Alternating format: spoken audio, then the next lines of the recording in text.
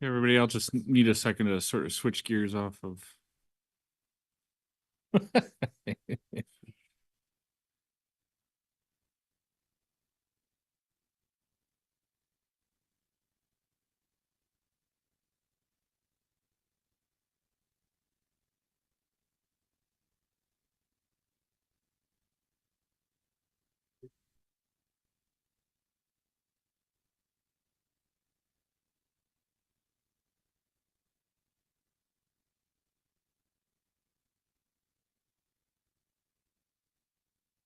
Okay, everybody. Do we lose somebody? Oh, we lost Lori. That's fine. Gotcha. Okay. Um, yeah, we are very close here to the end of our current website and to the start of our new website. So let's talk about timelines. Um, we sort of made an executive decision that we will be launching the new website on Thursday. Our current website is on its last legs. It has been on its last legs for a very long time. There's many parts of our current website that just aren't um, being, what's the word I'm looking for, supported anymore, technically by some of the groups that they have, and so therefore it's not supposed to be out there in the internet anymore. And so we had a little bit of a scare right before Christmas about an update that it was going to mandate that we do, and we asked our old IT person who still kind of helps us with the website, what will this do? And he said, well, it might be fine, but it also might kill it. And so my response was, okay, let's not do that then, especially right before Christmas, because that doesn't seem like a problem I want to have to deal with on Christmas Day. So it kind of was one of those problems that we just like left alone and kind of took care of itself. And we've been able to update the website, but it's just one of those things where it's like, okay, it's time. And so we spoke to Revise and said, even if everything's not perfect with the website, it's certainly going to be better than what we're right now. And we kind of made the executive decision, like, let's lock in for Thursday, January 16th, and let's get the show on the road. So if you don't want to do that based on the current state of the new website, we can always back out. But I would highly recommend that we continue pressing forward. Trina, myself, Sarah have been in the website somewhat daily, just continuing to update it. One of the things that I will note is that the old website was just really vacant of a lot of content because it was so broken. So we didn't put a lot of time into adding a lot of things to it simply because it in some ways didn't feel like it was worth it. And so really we're building content up that was just missing, that we weren't adding to it over the course of 2, 3, 4 years, right? So with that, Trina, anything else? I just want to thank Nate for what he's done.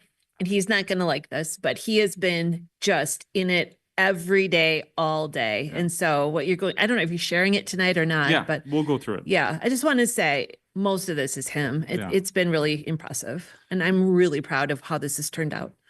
Yeah, thanks, Trina. I appreciate the kind words. Other people, all the chiefs, Kale, have all been, very responsive and turning in additional content or information as we need them. So it's been a good effort by the group. And so I'll go ahead and throw this on screen. We'll just do a quick walkthrough. Make sure you guys feel comfortable about where we're at. Again, it's important to note that we're still, if we can get this thing launched with a B grade, I'm going to feel really good about it.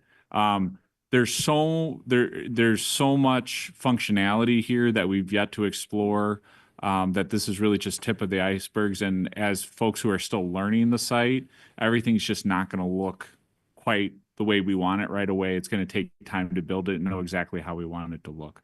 But this is going to be the main page. So when you go to Viroqua, eventually we'll switch to a new domain name. But for right now, we're still at viroquawisconsin.com. We have to switch websites first, and then we'll worry about switching to the domain name.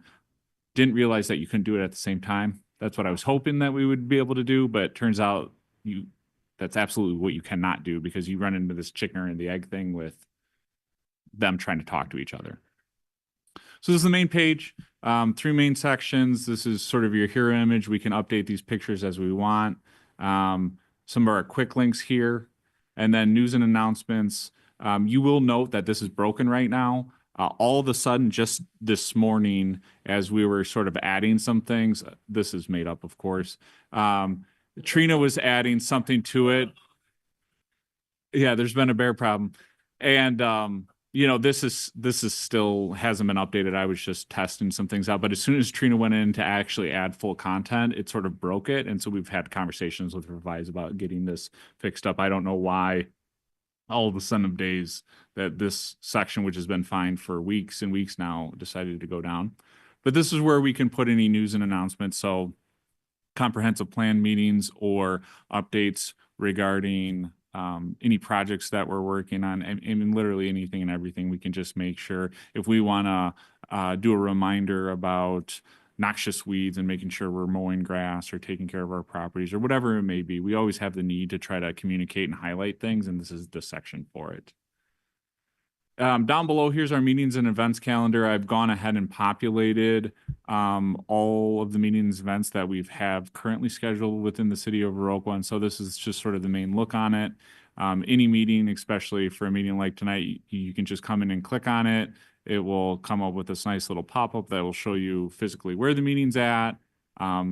This Common Council gives you a general understanding about when the meetings take place regularly. And then if you want to go explore, hey, I want to pull the agenda for that meeting, it will take you to this page, which will allow you to find any agenda for any meeting that is scheduled within the city of Viroqua. When you look at this page, what's really important to note is that this is the editor's page. I can't, because I'm in it so much, I've really struggled to be able to access the page without being logged in as the editor. And so you see all these buttons that say new, a lot of these things here that are editor's functions, those won't appear to your normal user. So it looks a heck of a lot messier here in a lot of the pages than what it will look like for the user. But you can come and, check out, hey, I want to check out the agenda. You can pull the agenda up right away. You can come in and, look at the packet, which we have up. And one of the things that one of our comment that was made about public is you can also come in here and load videos, link them to our YouTube channel, things like that. Once the minutes are approved, we can put minutes here. And so this will just be a nice repository for all of our content, which right now is very limited because I think we're only doing maybe council minutes and things like that. The other thing we'll have is, bounce around to some of the different things. Here's all of our committees and commissions. And you can sort of see, again, so it looks busy because there's a lot more buttons, but you can see all of our committees, commissions, our boards, anything that we have entities for. And I can zoom in a little bit if that's helpful for folks. So if I want to go in and say, hey, who's on the library board? I can open that up, expand it, learn more. Maybe there's a link to an additional page because maybe there's a link to the library's website itself. Maybe there's a link to the Friends of the Library page. However far we want to go with it, we can go with it. I actually did something like that for the Tourism Commission, where if you're interested in learning more about the Tourism Commission's special events grant program, you can just buzz on over there and get to it that way and learn more about things like that. So again, I'm not going to go too far, but this is our special events page. If you want to go link over to the chamber to see the actual special events calendar, because again, it's very important that we don't have ownership over the event calendar, because then we kind of have to pick and choose who gets to go on. There's a lot of upkeep to that. And frankly, some sticky decision-making that can, as a government, can be problematic for us. So allowing the chamber to have reins on the event calendar is really important.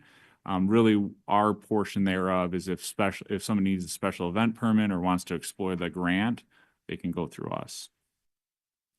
Some other cool things, if all of our development opportunities that we want to have for people to take a look at, we've never really had a good place for people to go. It's like, hey, where can we build? We're interested. We want to invest in Viroqua. Well, now anything we have, we can go ahead and throw out there. I included Main Street Apartments for the time being, just because I'd like to showcase that one. But otherwise, you can look at all the different properties that are sort of out and about and available. If you want to come in, you can click on this one. This is a bad example because it's kind of formatted improperly right now, which is something we have with Revise, but we can include a location, pictures of the site. You can access the brochure that we created, zoning standards, things like that. It's really a lot more robust than what we're used to working with. The nice nicer pages getting here with some of the services. Here's all of our departments. You can explore everything from, if you want to check out building and zoning, there's a nice page here where you can sort of learn all this stuff. Again, we're still trying to figure out how to organize content in the most efficient way. But if you want to contact Daisy, there's her contact information right there, along with phone numbers, email addresses. If you want to access the GIS map, anything like that, everything's just much more fluid to get to. Of course, links to other pages. And the last place I'll kind of show, so here's the clerk's treasurer page, where you can, learn about Lori and all the great things she enjoyed do, along with office staff. But then if you want to get access to permits and other things, here's all your fee schedules. You can get access to any of the applications so that everything's in a one-stop shop. I can learn about what I need to fill out, who I need to talk to if I have questions, so on and so forth. So we're still working on it, but I think the site's looking nice. And we're trying to, one of the biggest challenges is figuring out how to best organize things. Site mapping, right? If anybody is familiar with site mapping, figuring out where things live on the site and how to reference back and forth between it has been quite the exercise. So I'm happy to answer any questions, or if you guys want to look at other pages, we can shoot over. Looks awesome. Really, really updated. I just have Yeah. one question. Ordinances, Yes. are they going to be out there now, soon? So, yep. So if you go into government, you can go right over to municipal ordinances. And so all of our municipal ordinances, this took a little bit of doing, but every municipal ordinance has been entered by the different divisions. They call them titles, not chapters within the ordinances. So you can check it out by titles. And then if you want the full ordinance, you can come here. I did have a thought to go in and add specific ordinances that are of high interest to community members, ATV, UTV ordinances. And on certain pages, I did add them. So on the chief of police's page, which the police department's page, he had requested that I had the golf cart ordinance and the ATV ordinance specifically on their page because that's a frequently referenced item. We can do things like that. The long-term solution is eventually this whole page will just be a link, either a link to MuniCode or be embedded with MuniCode or something similar where they essentially host our ordinances and provide a much more dynamic way of searching through them. Similar to what you would find kind of with the state statutes, if you've ever had the fun of exploring state statutes. Really, all this is, these are at the end of the day still PDFs, which are cumbersome to navigate. There's certain tricks you can make to it, but at least it separates it into a way that's maybe a little easier to walk through. And it looks nicer.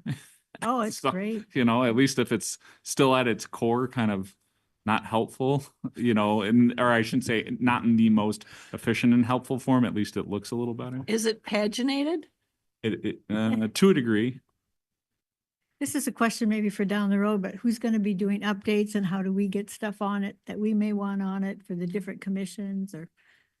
Sure, that's a great question. So we have given access to 3 people right now. We will eventually roll it out to some of the other department heads as contributors to it, but administrative rights will probably be a much smaller group. And so empowering people to be able to create on their portion of the website as they see fit. So it'll be sort of a group effort, and everybody's going to have different levels of comfort and things like that. So department heads is the short answer to that, of who will be adding. If you want stuff added, we'll certainly similar to what you're already doing. If it's a public works related matter, you would work through Sarah. If it's a library, well, library doesn't count because it's a different website, but if it's a city hall related matter, it would come through me, right? So it just depends on where it lives on the website, but we can help funnel that depending on who your question is. Okay, good questions. Just comments that it looks so much more welcoming than what previous experience. Not that I had a lot, but it looks great. Appreciate the effort. Just a question about the calendar. Mm. How far in advance do things, is it just by the, like, cause can you look on March and find meetings for March, or is it only the current month that we're in? Yeah, it's a good question, Steve. So you can go as far forward in the calendar as you want. It just depends how, of course, what have we added? Right. We have a cadence to our meetings, but the only one that's really written in stone in terms of the exact date and time is council.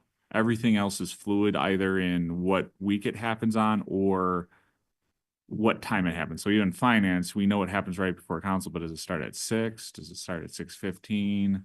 Right? So rather than add those ahead of time and then have to backtrack and change them and things like that, the only ones that are on there perpetually are the council meetings. Right. I guess, I don't know if we need to just describe that, like, this is populated based on, because I think some people look at the calendar and like, there's no meetings ever on there. And it's like, well, if you look a month in advance, Right. there's not gonna be. You know what I mean? I don't know if people understand that agendas don't get set that far in advance. Yeah. Not, it's just one of those things where I know people have commented to me like, you don't ever have any meetings on, and I'm like, well, we do. Yeah, it's certainly something I've thought about, Stephen. And again, I think that's part of the reason why I added the common council far enough out is because I know those are going to happen Sure. more often than not. I could certainly try that by generally saying like, hey, this is tentatively scheduled so that people would know the first and third Tuesday of the month, generally at 5 o'clock is when public works happens. But Basically, I was just yeah. trying to save you a headache, I guess. Yeah, I mean, if anybody, I mean, this is January so far, and so this feels good when people look at January, they're like, okay, there's there's stuff happening, right? There's no less than, almost 12 meetings on this calendar for this month, and there's still the second, you still have finance and public safety is not on there. And so I think it does look full when you're starting the month, but yes, if you go into February, like, yeah, that looks a lot more smaller, right? It just looks more vacant. And another question, is there any areas where you see it, the site is deficient, like it doesn't do something we want it to do, or is it do pretty much everything we want it to do? Do you want to take this? I mean, my only thought is it's probably not going to be 100% on Thursday, but I think Nate alluded to 85%. It's just going to take time to build content. We're starting from scratch in some areas, and I've been working on the fire department page. And so I was just telling Chad, we need to build content. There's stuff there, but we can take it so much further. It's just we never had that opportunity with the old website. So I think we'll see more development as the weeks and months progress. If that makes sense, Yeah, Steve. it does. Thank you. Okay. So just in terms of like the actual system itself, I think that might have been where your question was going, like revise as a content management system. Is there any problems with it or is there anything? Adding pictures is not fun. Adding pictures is very complicated, mostly because they force you in like, hey, this is the size of the photo that has to be up here. This is the size of the photo we can do here. And they really try to keep file size down. Otherwise, your website just bogs. And that their mechanisms for making that happen are incredibly frustrating. And that's a conversation I will have with them. It's like, the website's working, but you have to fix this because this is not user-friendly at all. And that's where, unfortunately, I've spent more time than I've wanted to. And that hasn't been the majority of time, but it has, what should be a 2-minute thing turns into a 10-minute thing, and that's really frustrating. The other thing is that their actual formatting software for how content shows up on a page is finicky.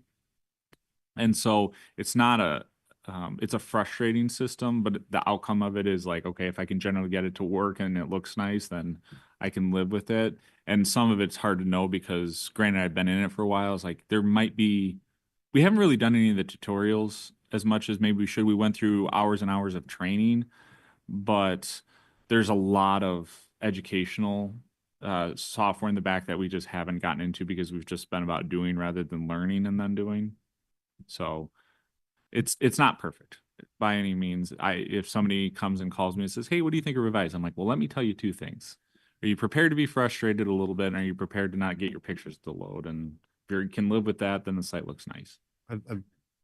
With my experience, I think that's just websites in general. So you're par for the course. Right. But I guess I want everybody to hear that so that we don't like, I guess, yeah, go after our department heads and be like, hey, you need to do this, this, and this, because it does take time and it is frustrating. I guess I wanted the council to know that at least. So I would say be gentle on department Yeah, heads. exactly. It's a steep learning curve. Nate and I understand we learn differently, and the trainings have been challenging, at least for me. But yeah, I mean, what I told the department heads and is that, hey, let's get it launchable. Let's make sure we're putting something out there that you're not embarrassed by.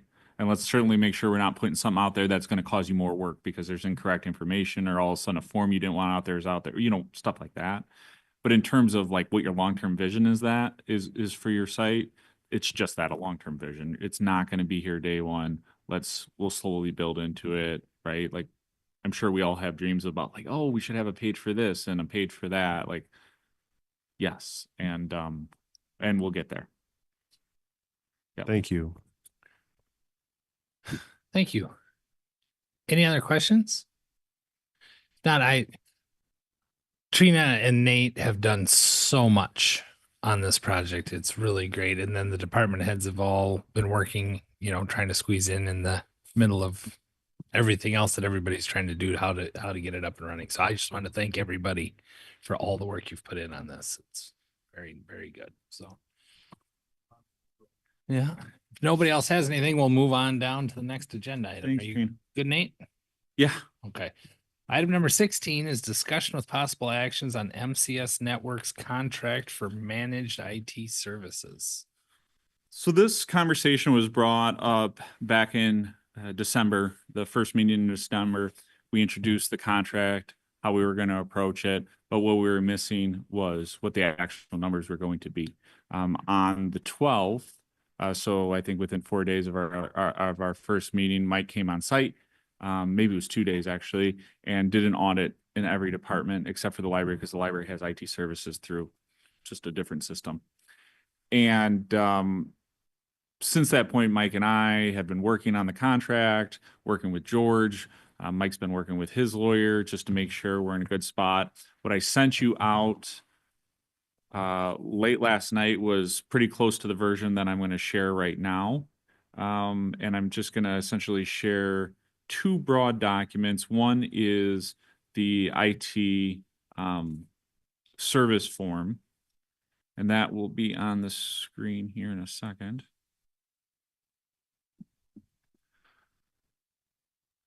So we looked at this back in December, but essentially what it puts together is a 3-year contract for services with MCS Networks, which gives us access to discounts on our annual service. So they're basically saying we're going to charge you once a year for all these services, which I'll outline in another spreadsheet, and you'll pay us. And because you're doing it that way, we'll offer 10% discounts on anything that we directly charge out.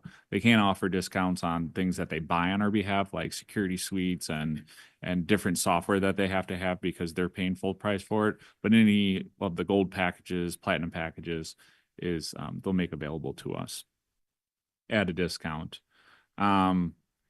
We have the ability to exit only if they're not meeting expectations, right?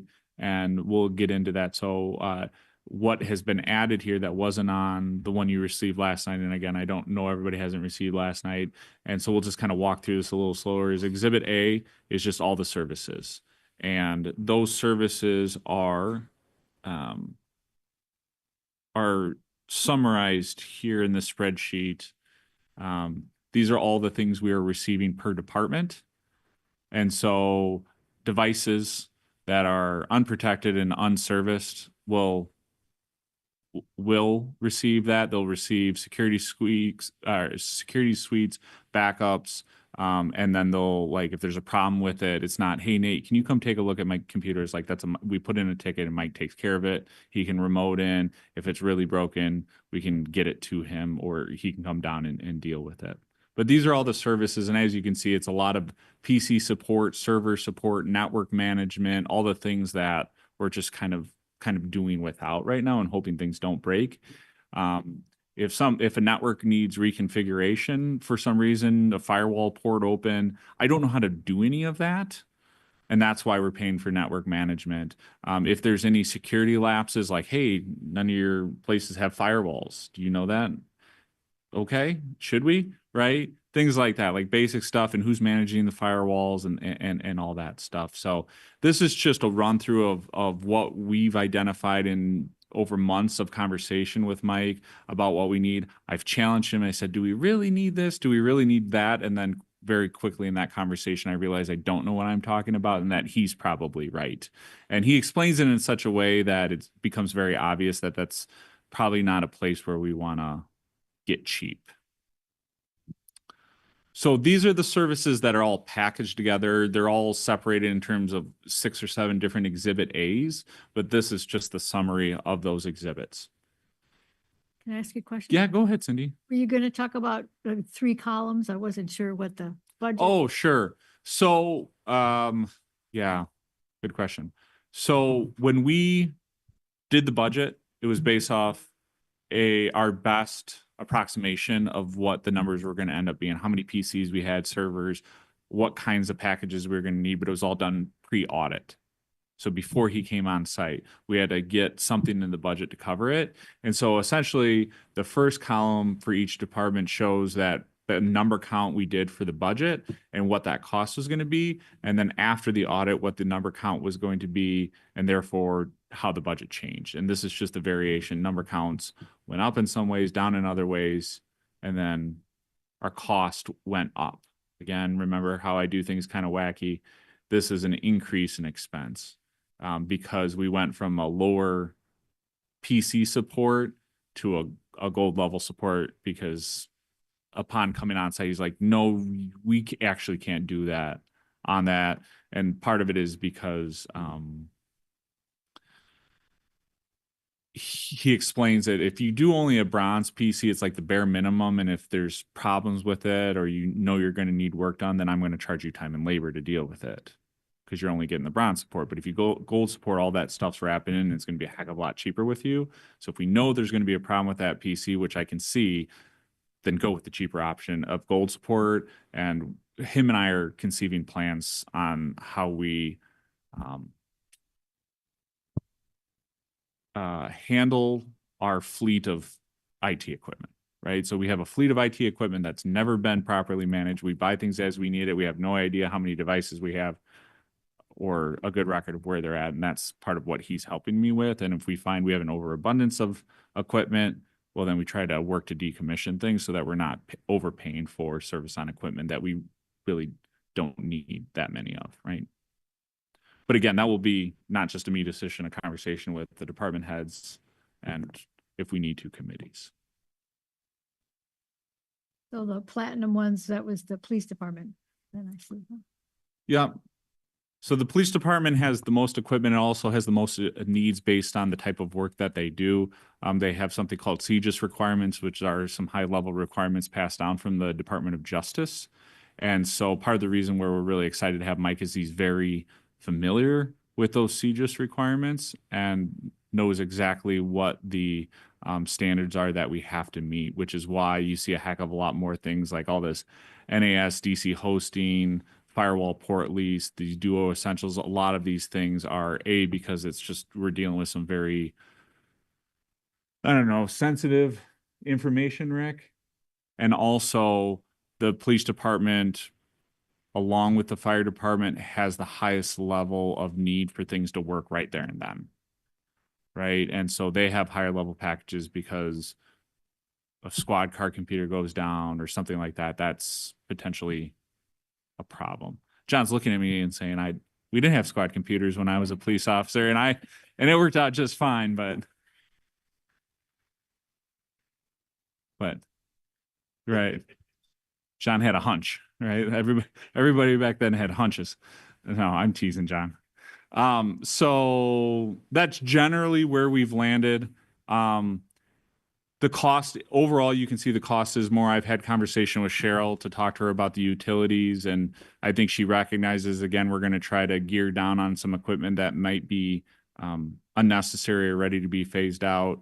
But the way I spoke to the department heads is like, this is going to be a hit to your budget, but because our plan was already to come into 2025 and do a budget amendment based on the outcome of the opt-out agreement for health insurance, that we can consider that along with any other changes we want to make to the budget here within the first quarter.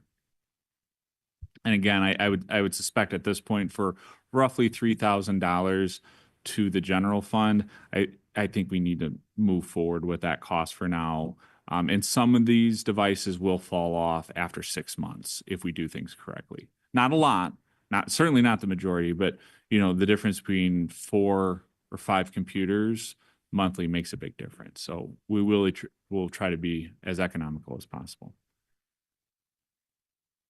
Any more questions on this particular item? And again, in some of the departments, we just found more equipment, I guess, the way he said, you know, and I tried to do my best talking to the department heads, but somebody with an eye for it ends up saying like, well, what about that over there? And what you have that? He's like, oh yeah, that's right. You know, and I don't know what Chad's story was on that, but I think he found like 2 or 3 more devices in there that maybe we didn't have in our initial count, right? Yes. Yeah. He's very blunt about some changes he would recommend, which is good. And that's why we need him. Okay. So with that, the last thing I will bring up is the FAQ, which, you know, all that information on there is great, gold package, platinum package, but what does it mean? And so I had showed this to you last time, which is basically the explanation of what is a silver support, gold support versus platinum. Sort of generally has the what's included within that, when is his response times, when he can deal with it. Again, the difference between gold support is, hey, unlimited in-lab diagnostics and repair 8:30 to 5, so normal business hours. But if you get the platinum, then we're getting after it because it's a critical device, right? And so that's part of what we're playing. And then it just goes into all the detail about like, what does network management include? This is the specific one for the police department, right? So it gets into all of that. And really what that is, it's important for the contract because we really need to know what we're getting. We're locking into you for 3 years. We're paying this much annually. We need to make sure what your service standards are so that if you're not meeting, we can call you to the floor on them, right? So, and I'm not going to go through every one, but that's essentially what it's getting at. And so those 3 documents, the Exhibit A's, this is Exhibit B, which explains what Exhibit A is a little bit more thoroughly. And then the support contract are sort of the documents that all work together to sort of create the contract and the plan.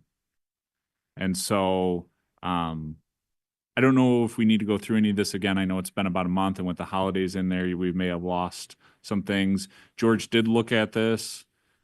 He had some concerns about some of the liability language in the back end that he worked with their lawyer on figuring out and finding something reasonable. So I don't think he has any concerns anymore. He has not seen this final version with the 2 tweaks that have been made. So if you do feel compelled to approve this, or do so contingent on his final review.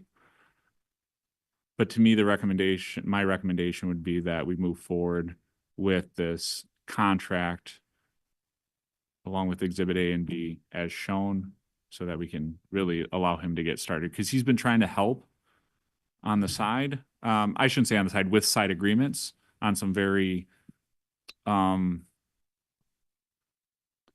potentially imminent issues we would have had. So we appreciate it from them, because he's like, we can deal with that in a second, but we got to deal with that right now. So let's, and again, as he explains it to us, it's like, oh yeah, it's a good thing you saw.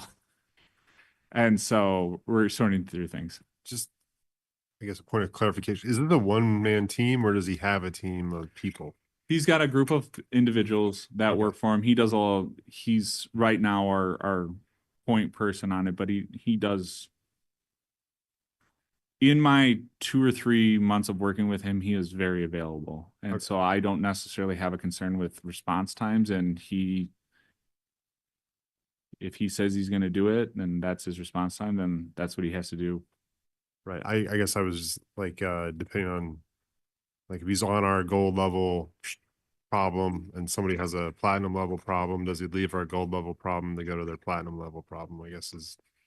Right. I mean, in some ways, he's going to have to triage things himself as they come in. And that's part of what it is. He's like, if I have to, do things that way, but as long as he's within yep, you get your response within the normal response time. Right. You may not get it within the first hour that you want it, but as long as it's within contract, then it's fine. So I've met 4 employees that are not Mike. So I I can guess say that's what that I- there's a fact, There's more 5 than one people that person. can come on site that I've met. Right on. That's what I wanted to know. Other questions? None. I think we're looking for a motion to approve the network or the contract. This is John, I'd move that we approve the contract. This is Crystal. I'll second. yeah, final review. Yes, contingent on final review by George. All right. Got a motion, a second. Any questions? Roll call, please. Seth, Aye. Andrew, Aye. Todd, Aye. Emma. Aye. Cindy. Aye. John, Aye. Crystal. Aye. And Steve. Aye. All right. Item number 17. Discussion with possible action on CDI grant agreement. Cindy, you want to open this up? I just did a bunch of talking. I can pick it up wherever you want to stop. Yeah, this is just the CDI grant agreement between WEDC for the renovation of the WPA bathhouse in the Viroqua Welcome Center. $250,000 matching grant. So we just have to do the dots and dashes and all that kind of stuff, and we're very excited. So we had, Cindy and I had met with Mark Tallman from WEDC. We walked through this grant agreement. And then Lori and I met after, Lori's over there. I don't know how you'd be, Lori. well, you were walking around for a while, so yeah.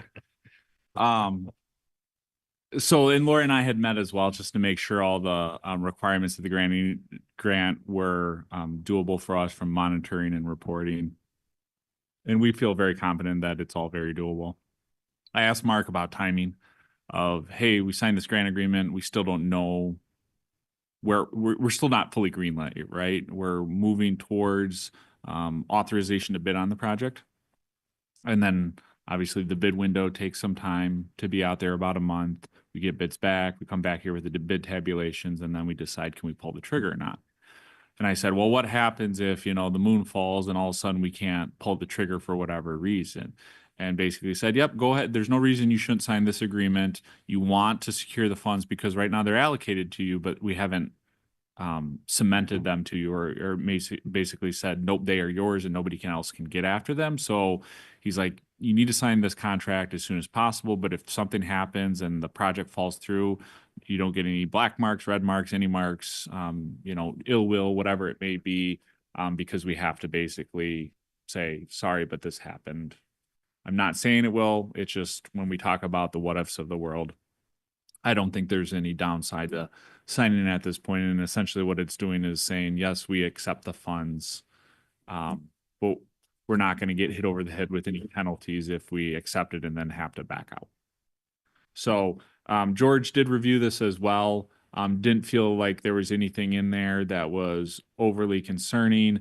In fact, he felt better about us signing it this time because we're in the driver's seat the entire way through, where previously when we signed this agreement, say when we worked with a third party like the Fortney, we were relying on them for a lot of stuff. And he says, well, are we going to get in trouble because they don't do something?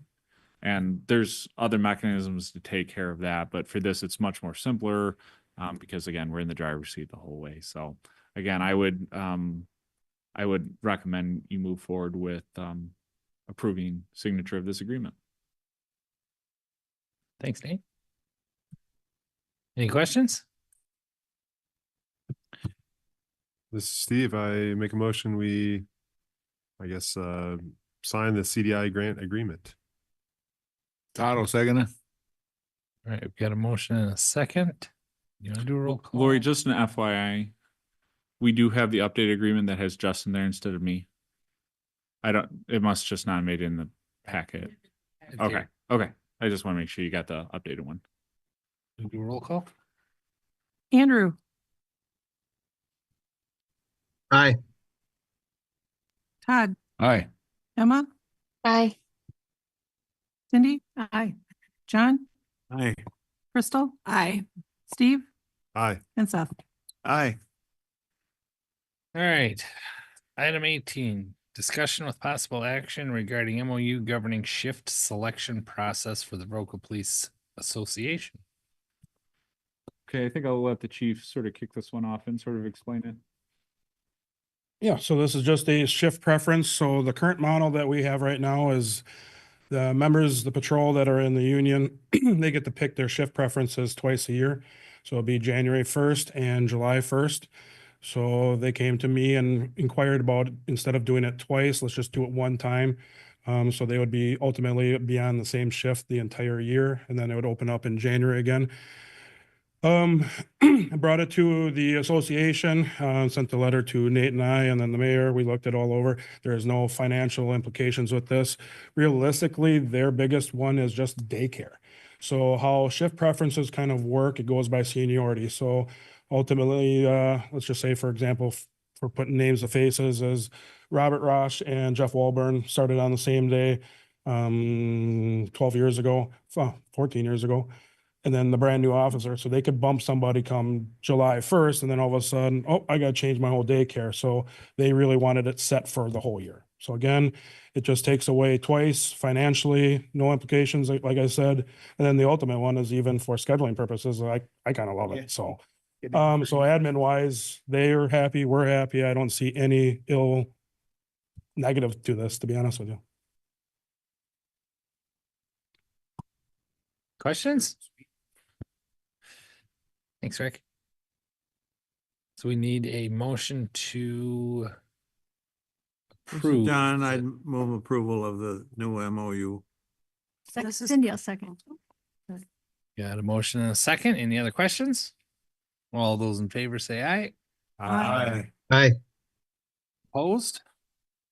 All right. Item number 19, payment of the bills. These were all approved. This has got 2024 and 2025 in them. I won't go through them. I did that in depth in finance, but if anybody has questions on anything, I can help you out on those. I was curious about the social media archiving subscription.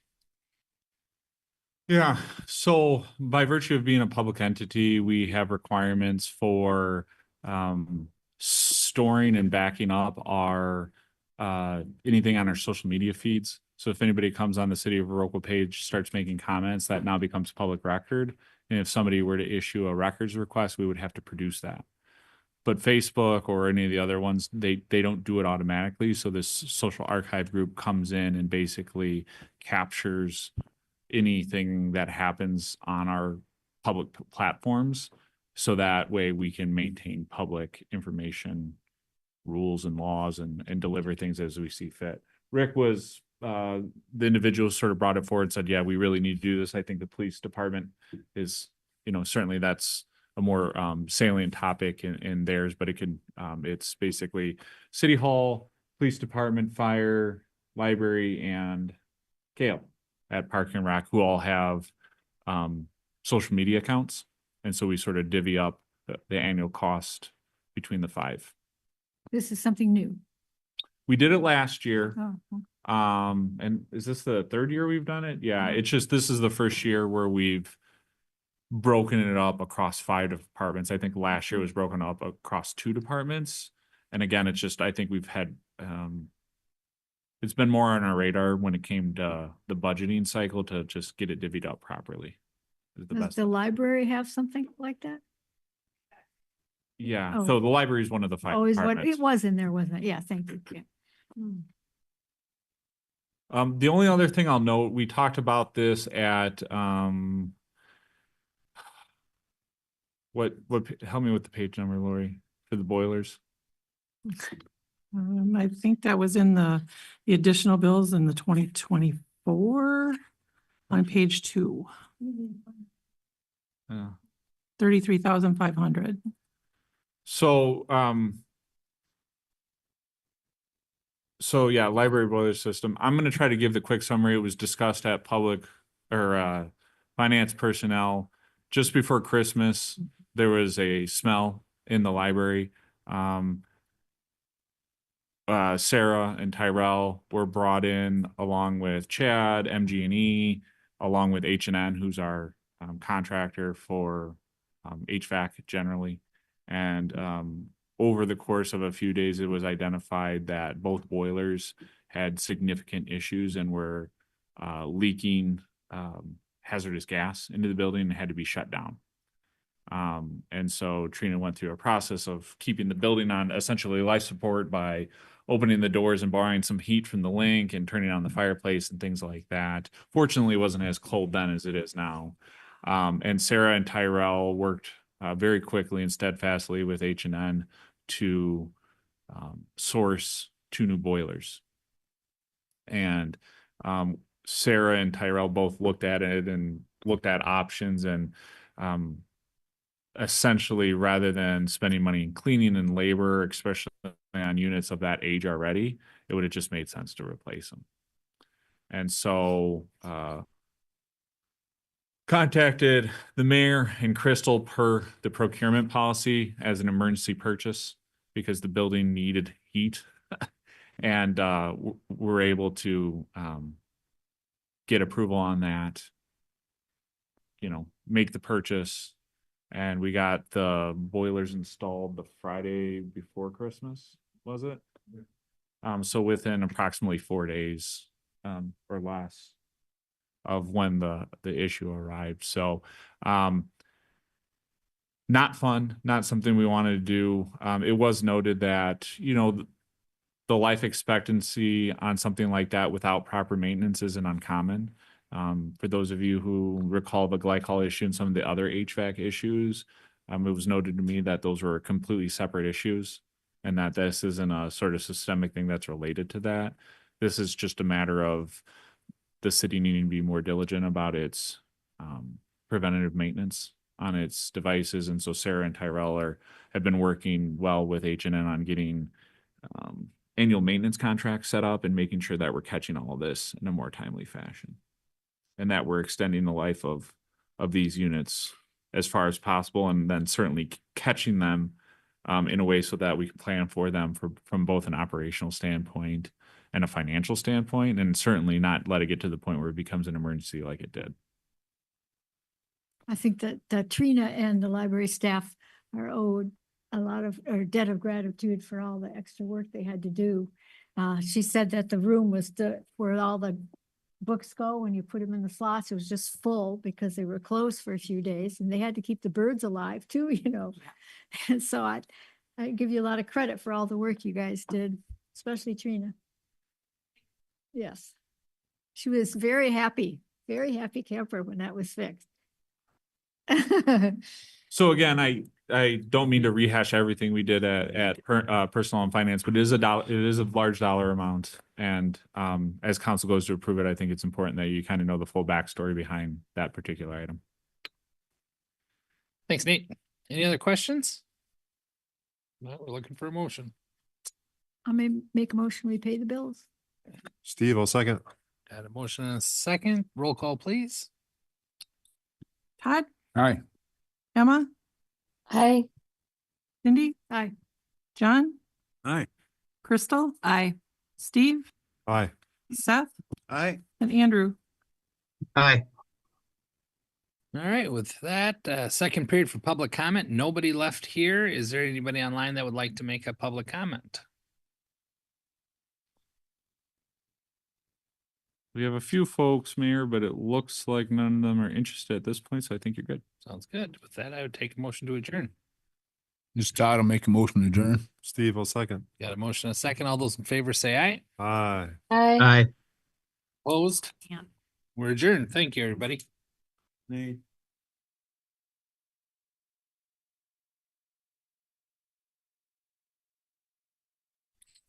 Recording stopped.